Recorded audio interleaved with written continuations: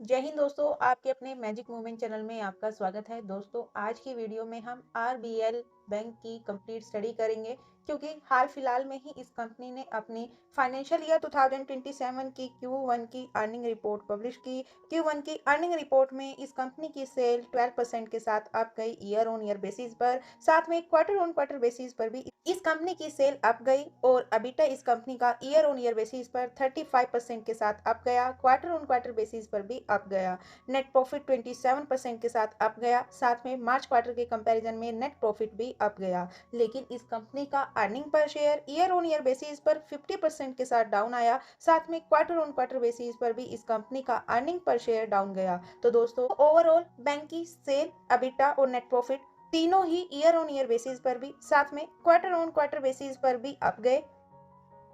लेकिन अगर बैंक के ग्रोस एनपीए और नेट एनपीए को भी स्टडी करें तो दोस्तों, अर्निंग तो कंपनी की अप रही, प्रॉफिट भी अप रहा, साथ में इसका ग्रोस एनपीए डाउन गया लास्ट क्वार्टर के कंपैरिजन में। और अगर ईयर ऑन ईयर बेसिस पर भी देखें तो लगभग इस कंपनी का ग्रोस एनपीए 50% के साथ डाउन आया ईयर ऑन ईयर बेसिस पर, और नेट एनपीए भी ईयर ऑन ईयर बेसिस के कंपैरिजन में इस क्वार्टर में डाउन रहा, साथ में लास्ट क्वार्टर के कंपैरिजन में भी स्लाइटली डाउन रहा। तो दोस्तों, बैंक अर्निंग वाइज भी ग्रो कर रहा है और इसके एनपीए भी डिक्रीज हो रहे हैं। ये इस बैंक के लिए एक पॉजिटिव पॉइंट है। लेकिन अब डिस्कस करेंगे, क्या बैंक के Q1 की अर्निंग रिपोर्ट में मार्केट की एक्सपेक्टेशन बीट हुई है? अगर हुई है तो कहां कहां पर बीट हुई है और कहां कहां पर मिस हुई है, उसको भी डीप में स्टडी कर लेते हैं।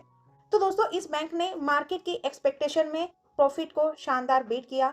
मार्केट की प्रॉफिट की एक्सपेक्टेशन कम थी, लेकिन इस बैंक ने लेवरेज और एसेट क्वालिटी के साथ इस प्रॉफिट के अनुमान को अच्छे से बीट किया, आसानी से इसको पार कर लिया। लेकिन एनआईआई नेट इंटरेस्ट इनकम में स्लाइटली चूक रही इस बैंक की Q1 की अर्निंग रिपोर्ट में, और वहीं पर नेट इंटरेस्ट मार्जिन में भी थोड़ा सा डाउन रहा। और साथ में बैंक की मैनेजमेंट ने अपने कमेंट्री में क्रेडिट कार्ड पोर्टफोलियो में पहले 6 महीने थोड़ा दबाव रहने की चेतावनी दी। लेकिन दोस्तों, इस कंपनी के प्रमोटर्स में एमिरेट्स एंड बीडीए की 60% इन्वेस्टमेंट के बाद इस बैंक का सीएआर 33.3% पर पहुंच चुका है, जो फ्यूचर में इसमें भारी ग्रोथ में एक सहारा मिलेगा। यानी ये इस बैंक के लिए एक सेकंड पॉजिटिव पॉइंट हुआ।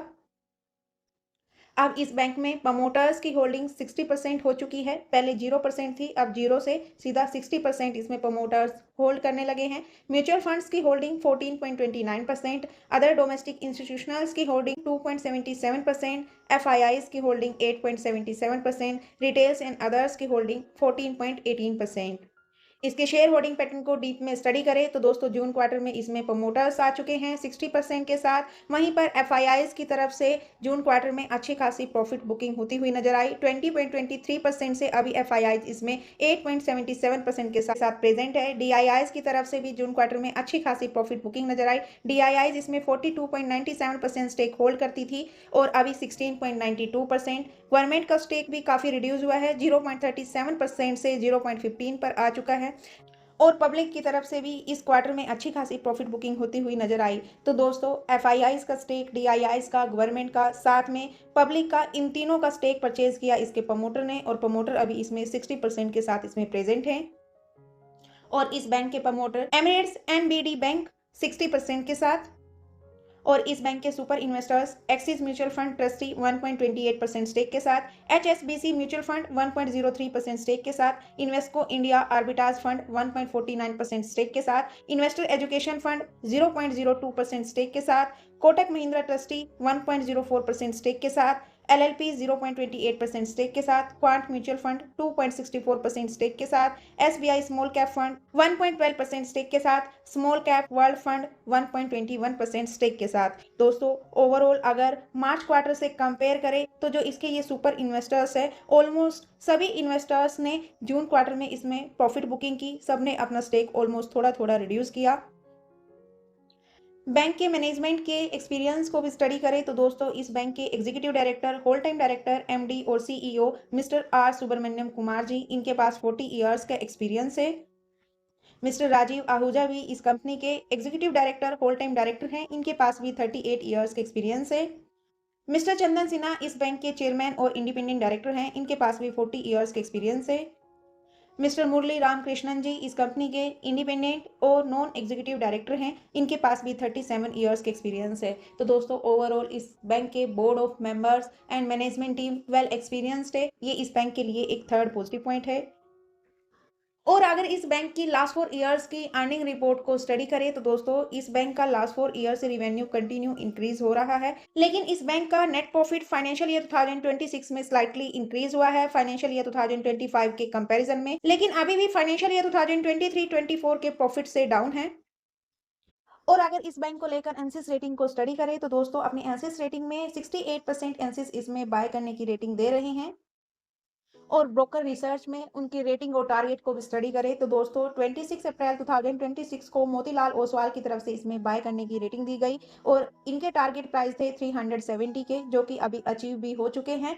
लास्ट ट्रेडिंग सेशन में 368 के स्टॉक की क्लोजिंग थी, यानी मोतीलाल ओसवाल ने जो पहले टारगेट दिए वो इस बैंक ने अचीव कर दिए। और अभी इसकी Q1 की अर्निंग रिपोर्ट का रिजल्ट आना बाकी है। मंडे ट्रेडिंग सेशन में इसकी Q1 की अर्निंग रिपोर्ट का रिजल्ट आएगा। इसकी ही नहीं, बैंक निफ्टी में काफी सारे बैंकों ने वीकेंड में फ्राइडे ट्रेडिंग सेशन के बाद फ्राइडे की शाम को सैटरडे संडे में काफी बैंक ने अपनी Q1 की अर्निंग रिपोर्ट पब्लिश की। बैंक निफ्टी में अच्छा खासा इंपैक्ट आएगा मंडे को, या अपसाइड या डाउनसाइड, वो डिपेंड करेगा कि किन बैंक ने मार्केट की एक्सपेक्टेशंस को बीट किया और किन बैंक ने मार्केट की एक्सपेक्टेशंस को मिस किया। अगर मैक्सिमम बैंक की Q1 की अर्निंग रिपोर्ट ने मार्केट की एक्सपेक्टेशन को बीट किया तो अपसाइड मूवमेंट रहेगी, और अगर मिस किया तो डाउनसाइड मूवमेंट भी हो सकती है। वो मंडे के ट्रेडिंग सेशन में देखा जाएगा। बाकी ग्लोबल मार्केट का भी इंपैक्ट आएगा। वहीं पर मोतीलाल ओसवाल ने जैन में भी इसमें बाय करने की रेटिंग दी। टारगेट प्राइस सेम थे जो अभी अचीव हो चुके हैं। इस बैंक की वॉल्यूम्स को भी स्टडी करें तो दोस्तों लास्ट 1 मंथ से लेकर लास्ट ट्रेडिंग सेशन तक ओवरऑल इस बैंक में एवरेज डिलीवरी वॉल्यूम 50% के आसपास है। लास्ट 2 ट्रेडिंग सेशंस में ये वॉल्यूम थोड़ा डिक्रीज हुआ है, 39.96 का डिलीवरी वॉल्यूम रहा। लेकिन लास्ट 1 मंथ लास्ट वीक में इसमें लॉन्ग टर्म के इन्वेस्टर्स ने ज़्यादा इन्वेस्ट किया। लास्ट वीक का 63% का डिलीवरी वॉल्यूम था, वहीं पर लास्ट 1 मंथ में भी 55% का डिलीवरी वॉल्यूम था। तो ओवरऑल लगभग इस बैंक में लास्ट 1 मंथ से लास्ट ट्रेडिंग सेशन तक 50% का डिलीवरी वॉल्यूम नजर आया। इस बैंक ने लास्ट 1 ईयर के नेगेटिव सेंटीमेंट में भी अपने शेयर होल्डर्स को 37% के पॉजिटिव में रिटर्न्स दिए। लास्ट 6 मंथ 3 मंथ में भी, लेकिन लास्ट 1 मंथ से इसमें थोड़ी प्रॉफिट बुकिंग होती हुई नजर आ रही है। लास्ट वीक में तो ये 3.30% के साथ डाउन गया। अगर इसकी कुछ कीज को इसके सेक्टर के साथ कंपेयर करें तो दोस्तों इस सेक्टर की पीई रेशो 16.63 और इस बैंक की पीई रेशो 64। ये अपने सेक्टर के कंपैरिजन में ओवर पीई रेशो पर ट्रेड कर रहा है। पीबी रेशो भी ओवर है। और डिविडेंड यील्ड, इसके सेक्टर की डिविडेंड यील्ड 1.14% और इस बैंक की डिविडेंड यील्ड 0.11%। और बैंक निफ्टी के कंपैरिजन में हाई वोलेटाइल है। इस बैंक का बीटा 1.18। ये बैंक एनएससी बेसी दोनों पर लिस्टेड है, प्राइवेट बैंक सेक्टर से बिलोंग करते हैं। और इस बैंक का मार्केट कैप 56,948 सीआर। फिनस्टार की तरफ से 3 स्टार बैंक है। बैंक की ROCE 5.72, ROE 4.62। बैंक की फाइनेंशियल स्ट्रेंथ है वो एवरेज टू बिलो है, एफिशिएंसी ऑप्टिमल है। लेकिन फिर भी ये बैंक मिड कैप होकर भी मॉडरेट टू रिस्क है। इस बैंक का लो प्राइस 74 रुपीज 15 पैसे और ऑल टाइम हाई 716 रुपीज अभी अपने ऑल टाइम हाई से लगभग 50% के डिस्काउंट के आसपास ट्रेड कर रहा है।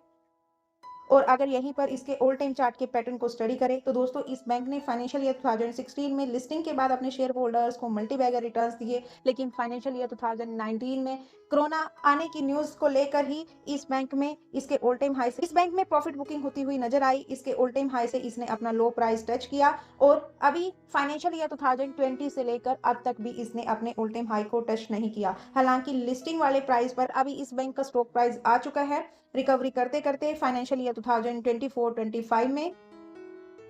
बाकी फाइनेंशियल ईयर 2020 से लेकर 23-4 तक इसने एक ही जोन में कंसोलिडेट किया, रेजिस्टेंस सपोर्ट। और अभी इसने पिछले अपने कंसोलिडेशन जोन के रेजिस्टेंस को ब्रेकआउट किया लास्ट ईयर में और अपने शेयर होल्डर्स को अच्छे रिटर्न्स दिए। वो हम इस कंपनी के टेक्निकल चार्ट में डीप में स्टडी करेंगे सपोर्ट लेवल्स के साथ। दोस्तों यदि आप भी हमारे इन सब्सक्राइबर्स की तरह किसी कंपनी म्यूचुअल फंड के ऊपर डिस्कशन चाहते हो या फिर अपने पोर्टफोलियो का रिव्यू चाहते हो तो दोस्तों आप भी हमें उस कंपनी और म्यूचुअल फंड का नेम सजेस्ट कर सकते हो कमेंट बॉक्स में। हम आपकी सजेशन के अकॉर्डिंग भी वीडियो लेकर आएंगे और पोर्टफोलियो डिस्कशन के लिए इसी वीडियो के डिस्क्रिप्शन बॉक्स में दी गई जीमेल आईडी पर आप अपने पोर्टफोलियो को पीडीएफ फॉर्म में हमें ईमेल कर सकते हो। हम आपके सजेशन के अकॉर्डिंग आपके पोर्टफोलियो का रिव्यू करेंगे और अपना ओपिनियन देने की कोशिश करेंगे। और यदि आपको हमारे एफर्ट्स वीडियो पसंद आए तो प्लीज वीडियो को लाइक शेयर एंड कमेंट करना ना भूले। चैनल पर नहीं हो तो चैनल को सब्सक्राइब कीजिए, बेल आइकन को प्रेस कीजिए। और नेक्स्ट वीडियो में हम हमारे सब्सक्राइबर के सजेशन के अकॉर्डिंग हम माइंडटेक इंडियन लिमिटेड को डीप में स्टडी करेंगे।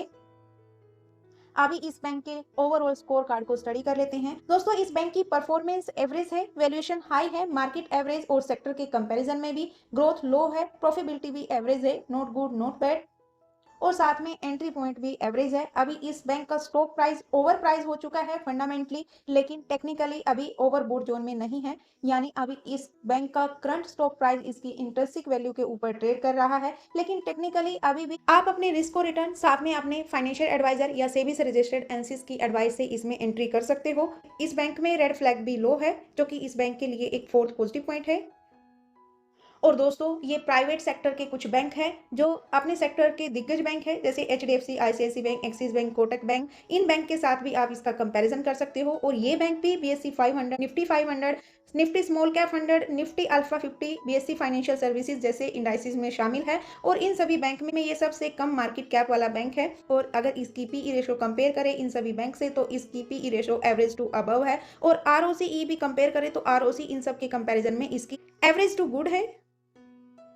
और अगर इसको लास्ट 3 इयर्स के चार्ट फ्रेम पर स्टडी करें तो दोस्तों अभी ये बैंक फाइनेंशियल ईयर 2025 के मार्च से अब तक अपने 200 डीएमए के ऊपर ही ट्रेड कर रहा है। इस बैंक ने फाइनेंशियल ईयर 2025 में ही अपने कंसोलिडेशन जोन के रेजिस्टेंस को ब्रेकआउट किया, उसको फिर से रिटेस्ट किया और अभी अपसाइड मूवमेंट के साथ उसके ऊपर ही ट्रेड कर रहा है। हालांकि अभी ये कुछ वॉल्यूम से वो थोड़ा डिक्रीज हो गया है लास्ट फाइनेंशियल ईयर 2024-25 के कंपैरिजन में, लेकिन अभी लॉन्ग टर्म के चार्ट के पैटर्न पर यह स्टॉक बुलिश ट्रेंड में ही ट्रेड कर रहा है। टेक्निकल चार्ट पर वीकली कैंडल के साथ इसको स्टडी करें तो दोस्तों जैसे कि अभी डिस्कस किया कि फाइनेंशियल ईयर 2020 से लेकर फाइनेंशियल ईयर 2025 के कंसोलिडेशन जोन के रेजिस्टेंस को ब्रेकआउट किया, उसको रिटेस्ट किया फाइनेंशियल ईयर 2026 में, और अभी बाइंग वॉल्यूम के साथ अप जा रहा है। अभी अपनी फर्स्ट रेजिस्टेंस को टच करने की कोशिश कर रहा है। इसका फर्स्ट रेजिस्टेंस 403 रुपीज और फर्स्ट स्पॉट रहेगा जो कि स्ट्रॉन्ग स्पॉट है 278 रुपीज। और मार्केट की वॉल्टिलिटी को देखते हुए लास्ट 4 ईयर्स का जो सबसे लो प्राइस है इसका वो है 96 रुपीज। तो दोस्तों अब इसकी Q1 की अर्निंग रिपोर्ट भी आ चुकी है। अगर मंडे को बैंक निफ्टी पॉजिटिव रहा तो इस बैंक के स्टॉक में भी अपसाइड मूवमेंट आ सकती है, क्योंकि इसने भी क्वार्टर ऑन क्वार्टर बेसिस पर भी और ईयर ऑन ईयर बेसिस पर अच्छे नंबर पब्लिश किए। लेकिन मार्केट की एक्सपेक्टेशन वो मिक्स रही, कहीं पर बीट थी तो कहीं पर मिस थी, लेकिन ओवरऑल इस बैंक के नंबर अच्छे हैं। एसिड क्वालिटी इंप्रूव हुई है, एनपीए डिक्रीज हुआ है, ये सबसे इंपॉर्टेंट पॉइंट है। तो मेरे ओपिनियन से तो इस बैंक के नंबर अच्छे रहे Q1 के। मंडे को इस बैंक के स्टॉक में पॉजिटिव मूवमेंट आनी चाहिए, लेकिन उसके लिए इसको बैंक निफ्टी के पॉजिटिव सेंटीमेंट का सपोर्ट चाहिए। तो मंडे को देखेंगे इस बैंक में क्या रहेगा, फर्स्ट रेजिस्टेंस से प्रॉफिट बुकिंग आएगी या फिर अपने फर्स्ट रेजिस्टेंस को ब्रेकआउट करेगा। बात करें इस बैंक के कंक्लूजन की, इस बैंक के फंडामेंटल्स, टेक्निकल्स, इसकी अर्निंग रिपोर्ट को स्टडी करने के बाद मेरे ओपिनियन से अभी इसमें फ्रेश एंट्री के लिए तो वेट एंड वॉच करना चाहिए, क्योंकि अभी फंडामेंटली ओवर प्राइस हो चुका है। और अगर मंडे को भी गैप अप ओपनिंग होती है या अच्छा खासा अपसाइड जंप आता है तो फ्रेश एंट्री के लिए वेट एंड वॉच करनी चाहिए। और अगर कोई इस बैंक में ऑलरेडी इन्वेस्टेड है उनको भी वेट एंड वॉच करना चाहिए अपने प्रॉफिटेबल होने का, और अपना एक स्टिक स्टॉप लॉस डिसाइड करें, साथ में अपना एक टारगेट भी डिसाइड करें और सेबी से रजिस्टर्ड एनालिस्ट की एडवाइस से इसमें कोई भी डिसीजन ले। क्योंकि दोस्तों मेरी तरफ से किसी भी स्टॉक के लिए किसी भी टाइप की कोई रिकमेंडेशन नहीं दी जाती, कोई कॉल नहीं दी जाती, ये जस्ट मेरा ओपिनियन है। इस कंपनी के फंडामेंटल्स, टेक्निकल्स को स्टडी करने के बाद एजुकेशनल पर्पज से आप मेरे ओपिनियन को रिकमेंडेशन ना समझे। आप स्टॉक मार्केट में सोचकर समझकर साथ में सेबी से रजिस्टर्ड एनालिस्ट की एडवाइस से ही कोई भी डिसीजन ले। तो दोस्तों आप बैंक निफ्टी और प्राइवेट बैंक सेक्टर के बारे में क्या राय रखते हो, इस बैंक के बारे में क्या राय रखते हो, अपनी राय को कमेंट बॉक्स में जरूर शेयर कीजिए। और यदि आपको इस वीडियो में कुछ कमी नजर आए तो प्लीज उसका भी फीडबैक दीजिए, ताकि हम आपको और अच्छा कंटेंट प्रोवाइड करा सके, अपनी वीडियो क्वालिटी को इंप्रूव कर सके। और अभी तक हमारे साथ बने रहने के लिए बहुत बहुत धन्यवाद दोस्तों। अगर वीडियो पसंद आए तो please like share and comment करना ना भूले। चैनल पर नए हो तो चैनल को सब्सक्राइब कीजिए, बेल आइकन को प्रेस कीजिए। मिलते हैं किसी और वीडियो में किसी और इन्फॉर्मेशन के साथ, तब तक के लिए बाय बाय दोस्तों।